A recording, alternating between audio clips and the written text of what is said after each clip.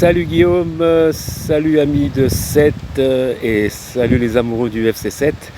Voilà, moi je suis Ancris Cano, je suis le fils de Andron Cano qui a joué donc au Football Club de 7 de 1983 à 1986 durant 3 saisons en D2. Donc Guillaume, tu m'avais contacté pour savoir si j'avais gardé des souvenirs de mon papa, notamment des maillots ou d'autres choses. Donc je t'avais répondu que malheureusement non, je n'ai pas gardé tout ça, même si j'en ai eu pas mal des maillots et des maillots de mon père et aussi que d'autres grands joueurs lui avaient donné. Mais malheureusement, voilà, tout ça s'est envolé ou donné ou perdu. Voilà. Les seules choses que j'ai gardées, c'est la fameuse vidéo de ces buts en 1985-86.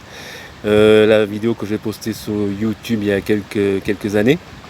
Et un album photo voilà, que nous gardons en famille précieusement. Et dont les photos, j'arrive à les distribuer ou les mettre sur les réseaux sociaux de temps en temps pour maintenir la légende. Voilà. Donc tu m'avais demandé aussi s'il était possible que je fasse une petite vidéo racontant un peu les anecdotes et quelques souvenirs de ces années-là et de l'ambiance au Stade Bérou. Donc oui, c'est pour ça que je fais donc cette petite vidéo, donc pour pouvoir raconter tout ça. C'est ce que je suis en train de faire. Et donc je vais le faire d'une manière un peu chronologique, en racontant un peu son historique footballistique en France. Voilà. Donc mon père est arrivé au début de l'année 1980 en France. Ce qui est important à dire, c'est ce que j'ai su un peu après grâce à sa famille, c'est que donc au Chili, mon père Andron Cano a toujours évolué dans le milieu amateur. Il a eu quelques expériences, il a fait des essais au niveau professionnel, en catégorie junior, mais il n'a jamais joué en professionnel au Chili. Voilà, ça c'est un point important, je trouve, qui est assez incroyable par rapport à la carrière qu'il a eue après en France. Donc il est venu tenter sa chance en France. Il est arrivé à Lyon grâce à un ami chilien qui a pu lui trouver la possibilité de faire un test à l'OL, à l'Olympique Lyonnais. Et donc en 1980, à l'époque à l'OL, donc c'était une bonne petite équipe de D1 avec comme entraîneur Aimé Jacquet. Il y avait des joueurs comme Jean Tigana, Patrick Payot, dont je parlerai après, à jouer avec lui. Et donc il a réussi à faire un test d'une semaine à l'OL à l'époque. Et tout le staff lyonnais de l'époque a été assez impressionné par les qualités de mon père. Et malheureusement, vu le fait qu'il soit étranger et qu'il ait déjà 26 ans à l'époque, n'a pas pu permettre qu'il intègre l'Olympique Lyonnais. Donc il a été pour ainsi dire entre guillemets prêté au club qui est pas loin de Lyon, c'est le football club Villefranche-Beaujolais en D3 à l'époque. Donc il a fait 3 saisons à Villefranche. Donc les 2 premières saisons se sont passées assez honorablement. Il a marqué pas mal de buts et à l'époque en D3, dans le groupe centre, le Villefranche jouait contre beaucoup d'équipes réserves de D1. Donc il y avait Auxerre, Saint-Étienne, il y avait l'OL, il y avait aussi l'INF Vichy. Donc il a pu croiser beaucoup de joueurs qui deviendront pros par la suite, mais qui avaient déjà des grandes qualités. Et de même, mon père a commencé à se faire un petit nom en D3 à l'époque. La dernière saison qu'il a fait à Villefranche, donc c'était en 1982-83, a été une très grande saison pour lui et pour le club, puisqu'il y a eu la montée en D2. Donc c'est une de ses saisons les plus riches, où il avait marqué 12 buts et fait 15 passes décisives. Et avec un duo d'attaque avec le Portugais Antonio Aparicio, un super joueur. Et donc à l'époque à Villefranche, il y avait aussi Patrick Payot, donc ancien joueur de l'OL, et d'autres super joueurs. Donc c'était vraiment une super équipe. Et donc il y a eu la montée en D2 en cette saison 82-83. Alors autre chose qui s'est passé sur cette saison, c'est un des points importants qui va faire un peu la suite de sa carrière, c'est la Coupe de France 82-83, où Villefranche avait éliminé c'était en 32e de finale Cuiseaux-Louhans, qui était en D2 avec un super exploit, et se sont retrouvés en 16e de finale contre le Football Club de Sète. Et oui, et donc c'est un match qui s'était déroulé à Sète à l'époque, et où ça avait été épique, ça avait fait un partout, ça avait fini au pénalty. Et donc c'est le Football Club de Sète qui avait éliminé Villefranche. Et c'est sur ce match-là que les dirigeants sétois ont, entre guillemets, flashé sur mon père, et ont commencé à nouer les contacts pour qu'il vienne la saison suivante, puisque Sète était aussi en train de monter en D2. Et donc mon père avait, je me rappelle très bien, quand il était revenu de ce match, il avait beaucoup aimé ce qu'il avait vu de la ville de Sète. Ça lui rappelait son Chili natal. Et il était vraiment emballé par cette idée-là de venir à Sète. Et donc finalement ça s'est fait. Et il a réussi à faire ce transfert-là. Donc nous sommes arrivés à Sète en 1983, en famille, donc avec ma mère, mon père. Et donc pour cette saison-là, donc le club a enregistré pas mal d'arrivées intéressantes et importantes. Il y avait Freddy Goffin qui arrivait de Cannes, et évidemment Jean-Louis Vinuesa et Patrice Segura de Toulouse, Monsieur Herbé, l'entraîneur, excusez-moi, c'est ma feuille de pompe, et qui venait compléter un effectif déjà très intéressant avec Sikeli, Alain Simillo, Miramont, Ferrara, Gaëtan Brusseau, les Sabatiers, enfin voilà. Donc cette saison-là s'annonçait vraiment super pour le club. Alors les souvenirs que j'en ai, les petites anecdotes que je peux vous dire, c'est que donc nous on est arrivé dans un hôtel à l'époque pendant une semaine où tous les nouveaux joueurs étaient logés en attendant d'avoir un vrai logement. Et donc nous on est resté une semaine, et après on a réussi à nous trouver un logement. C'était la rue Robespierre à Sète, pas loin du stade Bérou. Donc voilà, c'est là que nous avons passé nos 3 années à Sète. Donc cette saison-là, donc 83-84, s'annonçait super. Un souvenir que j'en ai, c'est les fameux matchs de préparation contre l'AS Béziers, qui était en D2 aussi. Et c'était des matchs qui se jouaient dans le village de Saint-Ibéry. Et donc c'était des super matchs de préparation. Et franchement, c'était pour moi qui étais petit, j'avais 9 ans à l'époque, c'était très impressionnant de voir l'évolution de mon père, et comment ça jouait à l'époque. Donc le début de saison, malheureusement, il s'était fait une petite blessure pendant ces matchs de préparation, et il n'a pas pu faire le début de saison.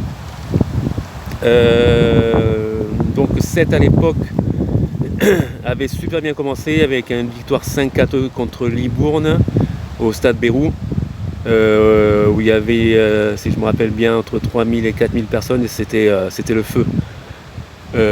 Moi j'étais toujours là dans les tribunes, dans les gradins, soit derrière les cages, où c'était vraiment extraordinaire comme ambiance. Et donc ouais, mon père n'a pas pu faire le début de saison, et quand il a il a repris avec l'équipe réserve qui était en DH à l'époque. Donc il a fait presque toute la première partie de saison avec cette équipe-là, qu'il a aidé en fin de saison à monter en D4, où il a marqué beaucoup de buts. Et donc parallèlement à ça, donc le club en D2 malheureusement a enchaîné des défaites assez cuisantes, notamment l'OM à l'époque, l'Olympique de Marseille qui était venu gagner 5-0 au Pérou. Et je me rappelle, il y avait au moins 8000 personnes, il y avait 5000 supporters marseillais. Et là c'était vraiment terrible, quoi, une grosse claque. Et après Sète avait enchaîné des défaites 5-0 à Limoges, 3-0 contre Grenoble. Donc, le début de saison est un peu difficile. Mais la deuxième partie de saison, où il a fallu s'arracher pour gagner le maintien, a été vraiment meilleure. Et donc mon père a réussi à regagner sa place en équipe première. Il a fait son premier match en D2 contre Limoges, où il y a eu 0-0. Et après il y a eu un enchaînement de belles victoires contre Béziers, La Roche-sur-Yon, des super matchs nuls à Marseille où ils menaient 2-0, ils se sont fait rejoindre 2-2. Et le fameux match à Gerland, à Lyon, un partout, où mon père a marqué son premier but avec 7 en D2. Et ça je m'en souviens aussi très bien parce que on était avec ma mère et un ami au stade Gerland, je crois qu'on était les seuls supporters sétois. Et donc mon père avait marqué sur un débordement de Jean-Luc Vignosa, il avait dribblé 3 joueurs et il avait centré en retrait. Mon père a marqué une reprise de volée du plat du pied à l'immense Slobodan Topalovic, grand gardien de l'OL. Alors c'est un grand souvenir, ça c'est extraordinaire. Et ça avait fini un partout. Et donc oui, la fin de saison pour 83-84 a été meilleure, ils ont réussi Sète a réussi à trouver le maintien. Voilà. Oui, autre chose importante, par rapport aux joueurs qui avaient déjà à Sète, il y avait beaucoup de super jeunes, notamment Gilles Millares, Robert Mataliano, voilà, ce genre de joueurs que mon père a gardé une grande amitié avec eux, même après, tout au long de sa vie. Et c'était voilà, quoi, des super joueurs, des super amis aussi. Donc voilà pour la saison 83-84. Après on passe à la saison 84-85. Alors, donc là 84-85, nous avons les arrivées de Philippe Kohl, de Schaer, de Willy Kieffer, grand buteur allemand. Et là c'est l'équipe a pris un statut un peu plus fort. Et là, mon père au début de saison a eu du mal aussi à gagner sa place. Et donc il a fait pas mal de temps aussi en D4 avec la réserve, qu'il a aidé aussi à monter en D3 sur cette saison-là. Et donc il y avait encore Désiré Sikeli, Monsieur Miramon, Laurent Ferrat, ils jouaient tout dans l'équipe réserve, c'était vraiment une super équipe aussi. Donc cette saison a été un peu meilleure que la saison précédente, mais ça a été difficile aussi, il a fallu un peu stagner au milieu de tableau. Mon père a réussi à marquer 5 buts je crois sur cette saison-là. Et bon, il a plus quelques passes décisives, bon, il a réussi quand même à tenir le coup. Quoi d'autre sur cette saison? Ah oui, la fameuse épopée en Coupe de France avec la 16e de finale contre le FC Nantes, le Football Club de Nantes. Donc évidemment un club légendaire qui était à l'époque le top en France. Et donc Sète se retrouve en Coupe de France contre Nantes. Donc pour nous les jeunes du club c'était vraiment le rêve, quoi. Donc on allait se retrouver contre Nantes, quoi. Et match aller malheureusement douche froide avec une défaite 6-0 à la Beaujoire. Mais bon, il y avait le match retour à 7 et on attendait tout ça, tous les jeunes, tous mes potes, tous les copains, tous les supporters. Et là, ça a été vraiment une fête. Et donc mon père a fait un super match. Où c'était sur plusieurs occasions, il avait vraiment mystifié la défense avec Bossi, Sayash, Comboiré, Derzakarian, Bertrand Deman dans les cages. Et puis bon, José Touré, Vaïd Alidodzic, Loïc Amisme, enfin voilà quoi, ils étaient tous là. Et il avait fait un super match, mais bon, il y a eu une défaite de 1 et puis une élimination en Coupe de France. Mais bon, mon père a réussi à changer le maillot avec José Touré. J'avais gardé le maillot de José Touré du FC Nantes pendant un bon moment, mais bon, après perdu, malheureusement. Voilà pour cette saison. Donc avec la montée, comme je vous disais, la montée de la réserve de la D4 en D3. Et c'était assez exceptionnel quand même. Donc on passe à la saison 85-86, la fameuse. Donc là nous avons les arrivées de Milo, l'entraîneur Slobodan Milo, que mon père appelait Maestro. Évidemment Todorovic, Sissi Ouattara, j'avais oublié André Wyss aussi en 80-85 aussi. Todorovic, évidemment Dominique Matenet, la légende de Dominique Matenet qui venait à 7. Donc là c'était assez extraordinaire aussi. Le club voulait montrer qu'on voulait aller un peu plus haut quoi. Et cette saison a été assez incroyable et extraordinaire pour le club et pour mon père. Donc qui a réussi à gagner la confiance et une place de titulaire avec Milo et qui a fait de lui un titulaire à part entière et il a réussi à lui insuffler cette confiance pour qu'il soit le plus régulier possible. Il a réussi à mettre 9 buts, même s'il aurait pu en mettre beaucoup plus s'il avait été un peu plus régulier, et quelques passes décisives aussi, et évidemment des moments extraordinaires. Pour souvenir, donc le premier but qu'il a mis sur cette saison, c'était à Martigues, où il nous avait gagné 1-0, et après il avait enchaîné des victoires contre Grenoble, Alès avec la fameuse reprise de volée en pleine lucarne de Palu. Alors là c'était le Bérou il a explosé, mais un truc de fou quoi. Et ça c'est un souvenir magnifique. Bon, ça heureusement la vidéo peut montrer tout ça. Et quel autre match à Montpellier aussi, magnifique but à Montpellier. D'autres buts importants à Grenoble, à Alès aussi, où il était remplaçant et je me souviens on était à Alès, donc c'est le stade Pibaro, et mon père était remplaçant et je me souviens on était dans la tribune avec ma mère et plusieurs autres supporters, et donc quand il était parti s'échauffer, donc il y a presque toute une partie du stade a commencé à l'insulter et à le traiter de, vous savez, les noms qu'on peut entendre dans les stades quoi. Mais ouais, c'était vraiment assez violent quoi. Et donc mon père rentre après et il donne la passe décisive pour le but de Goffin en pleine lucarne en prise de volée, ça faisait un partout, et après il part, c'est Sissi Ouattara qui lui donne le ballon en profondeur pour qu'il parte tout seul marquer le 2-1.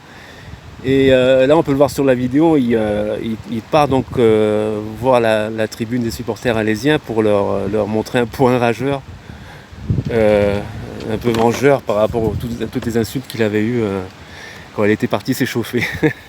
Malheureusement on a perdu ce match-là 3-2. Et on se demande encore comment on a pu perdre ce match-là. Bon. Et donc voilà, ça c'est un grand souvenir aussi, une anecdote incroyable. Et donc un autre moment important pour moi, peut-être le match qui caractérise le mieux son passage à 7, c'est le match contre Lyon à 7. C'était en février 86. Et c'était un match vraiment coup près, donc c'était le deuxième contre le troisième à l'époque. Je crois que Lyon était deuxième et 7 troisième avec Alès. Et il fallait gagner ce match-là. Et c'était un dimanche de février glacial avec le Mistral, le terrain qui était dur, gelé, complètement pelé, il n'y a presque plus de pelouse. Et c'était un match dur, serré, incroyable. Et donc à Lyon, donc, il y avait Topalovic, Fournier, Olivier Rouillet, Spadini, Ferry, en fait cette équipe de l'OL qui avait connu la D1 déjà. Et mon père réussit à marquer un but extraordinaire. C'est Battenet qui joue un coup franc rapidement et mon père, donc Andro Cano, fait le U2 avec Robert Sabatier, qui lui redonne tout de suite sur la surface, et lui fait un petit lob sur un défenseur et il a réussi à dribbler Topalovic et le ballon rentre directement dans la cage. Alors là, c'était plus qu'une explosion, quoi. C'est le Bérou, c'est délirant. Et c'était là qu'il a commencé à faire sa fameuse danse avec les bras, avec les supporters. Et c'était la 80e minute et c'était pour moi un des moments les plus émouvants. Et pour ceux qui s'en rappellent, voilà quoi, c'est extraordinaire, génial.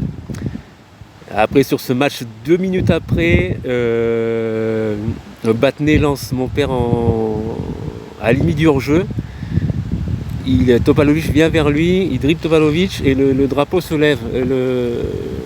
Donc là, tout le stade est en furie parce qu'il était parti avant la ligne des 50 mètres.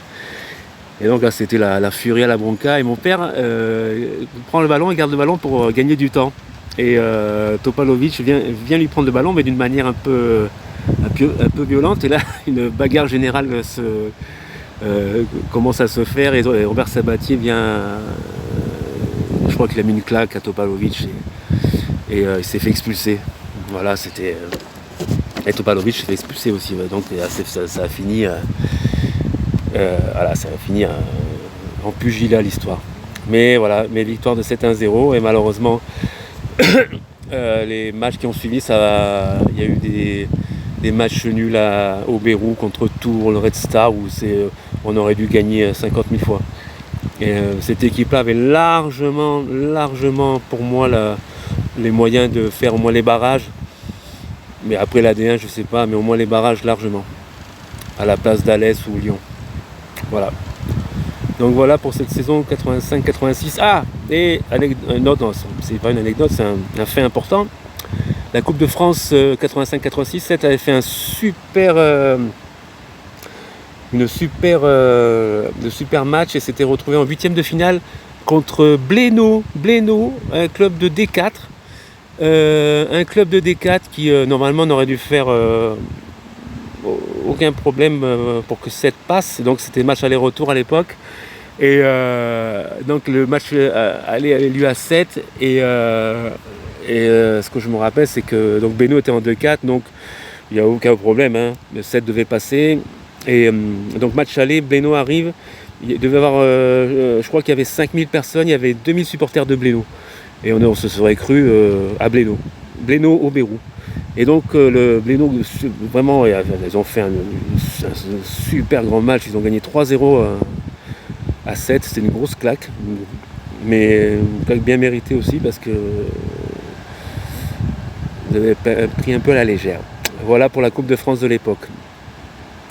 Et voilà pour notre passage à 7. Alors, ce que je voulais rajouter, c'est que sur 7, même ailleurs, mon père avait, avec ma mère, on avait un côté artistique important. Mon père était musicien, était chanteur, guitariste, multi-instrumentiste, compositeur, interprète. Et sur 7, il a fait un peu partie de ce milieu-là, de ce milieu artistique.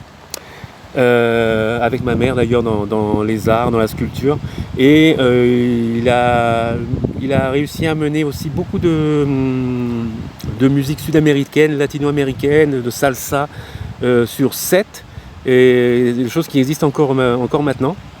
Donc il était un peu l'instigateur de tout ça un peu sur 7, avec d'autres personnes aussi, mais il a fait partie de ce milieu un peu underground, comme on dit, de la musique.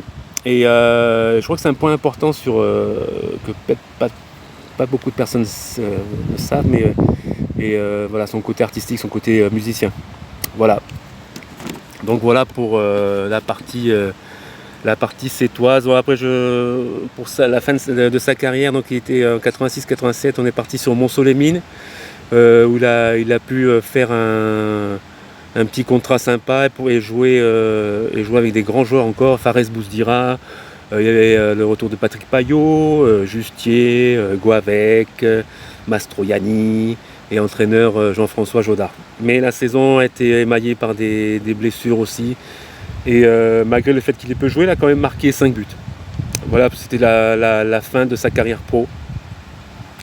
Et donc après il a fini sa carrière sur Antibes. On est venu sur Antibes en D4, avec là aussi de grands noms, donc Alfred Vitalis, Ricard dans les cages, qui a joué Martigues, Patrick Ray, Robert Sab, donc des grands joueurs aussi, Laurent Rubuski comme entraîneur, ancien international de l'équipe de France, mais la mayonnaise n'a pas trop pris non plus, mais bon, il a fini sa carrière tranquillement comme ça.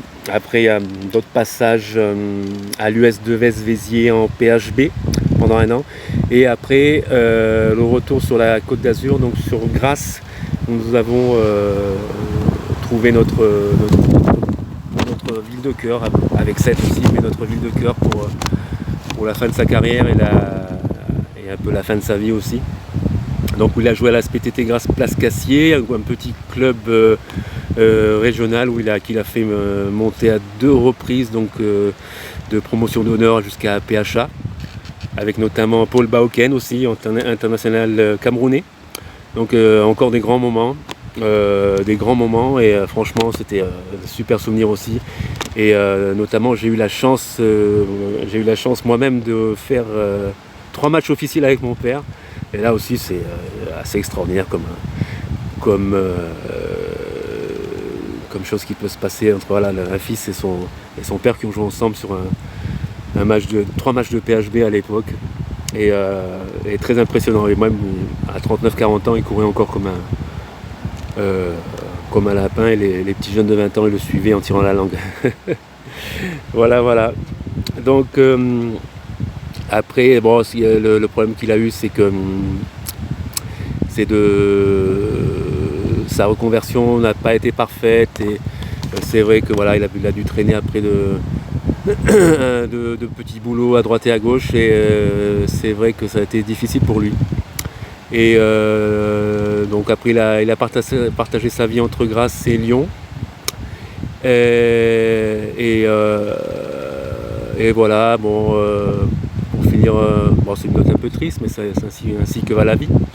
On lui a découvert un cancer du côlon quand il avait l'âge de 54 ans, et il s'est soigné, il a fait opération, chimiothérapie, tout ce qui s'ensuit pour réussir quand même à tenir 3 ans de plus, et il est décédé donc à 58 ans en 2012. Voilà, ici sur notre ville de Grasse.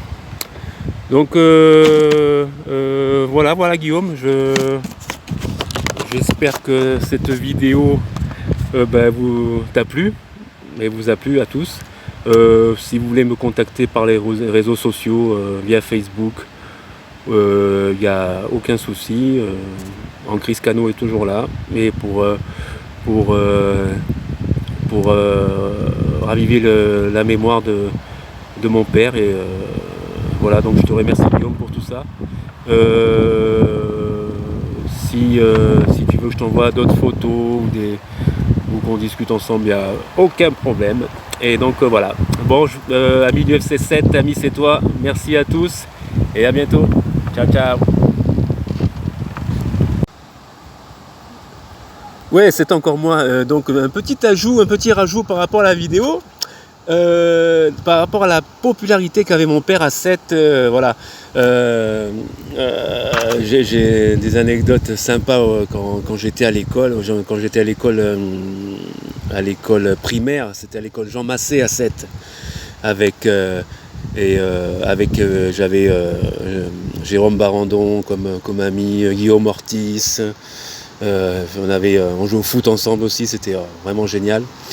Et un des souvenirs que j'ai à l'époque, c'est que moi, quand mon père venait me chercher à l'école, donc voilà, tout le monde savait qui c'était. Et j'avais tous mes copains, tous mes potes et même beaucoup de gens de l'école qui s'agglutinaient quand il arrivait. C'était un agglutinement, il y avait un regroupement de 30 ou 40 gamins autour de lui. Et alors ça, c'était incroyable, une popularité extraordinaire. Et une autre anecdote sympa qui est restée, c'est mon père avait un ami dont sa maman était une fidèle supportrice du club, et elle lui avait donné un chien, le fameux caniche noir qui s'appelle Cholo. Et donc voilà, moi, ça c'était un truc incroyable, c'était le chien de mon père, voilà, Cholo, qui avait été offert par une supportrice sétoise et que nous avons gardé longtemps après, et qui était un chien assez hargneux mais assez marrant. Donc voilà pour cette popularité qu'il pouvait avoir, qu'il a eu même tout au long de sa vie, grâce à son caractère et son sourire et son aura. Voilà, c'était le petit rajout que je voulais faire. Allez, ciao ciao, merci.